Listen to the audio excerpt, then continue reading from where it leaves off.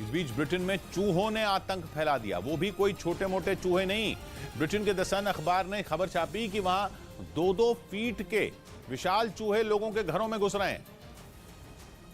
लेकिन इससे भी ज्यादा परेशानी की बात यह है कि ये चूहे अब इतने ताकतवर हो गए हैं कि उन पर जहर ने भी काम करना बंद कर दिया है। ब्रिटेन में चूहों को मारने के लिए जो जहर इस्तेमाल होता है वो भी चूहों को मार ही नहीं पा रहा। एक रिसर्च में पाया गया कि ब्रिटेन में बीते 20 साल में लगभग सभी चूहों ने ऐसी क्षमता हासिल कर ली है कि अब उन पर जहर बेअसर हो चुका है। और ब्रिटेन में करीब 1,30,00,000 चूहे हैं। ऐसे में स्वास्थ्य विशेषज्ञों का कहना है कि ब्रिटेन में चूहे इंसानों के लिए बहुत बड़ा खतरा बन सकते हैं।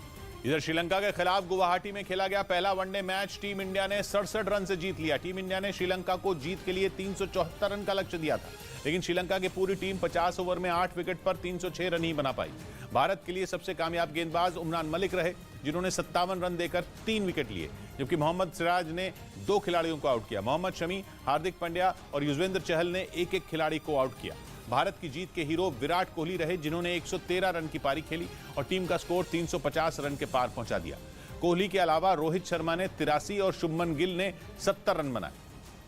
लेकिन भारत की जीत से ज्यादा चर्चा कप्तान रोहित शर्मा की खेल भावना की होने लगी। ऐसा तब हुआ जब उन्होंने श्रीलंका के कप्तान दसुन शनाका के खिलाफ एक अपील वापस ले ली, क्योंकि दसुन शनाका उस वक्त 98 रन पर नॉट आउट थे और मैच का आखिरी ओवर चल रहा था। शतक पूरा करने के लिए दसुन शनाका को स्ट्राइक पर आना जरूरी था। उसी वक्त मोहम्मद शमी ने उन्हें मनकडिंग करने की कोशिश की और उनके खिलाफ अपील भी कर दी, लेकिन रोहित शर्मा ने शमी को समझाया और उस अपील को वापस ले लिया। इसके बाद दसुन शनाका स्ट्राइक पर भी पहुंचे और शतक बनाने में भी कामयाब हो गए। हालांकि शतक लगाने के बावजूद वो टीम को जिता नहीं पाए। दसुन शनाका श्रीलंका के लिए सबसे ज्यादा रन बनाने वाले बल्लेबाज बन गए।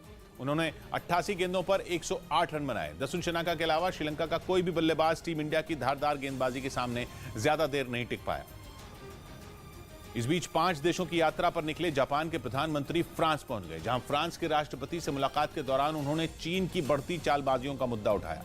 माना जा रहा है कि जापान के पीएम की यह यात्रा चीन से निपटने की तैयारी का हिस्सा है,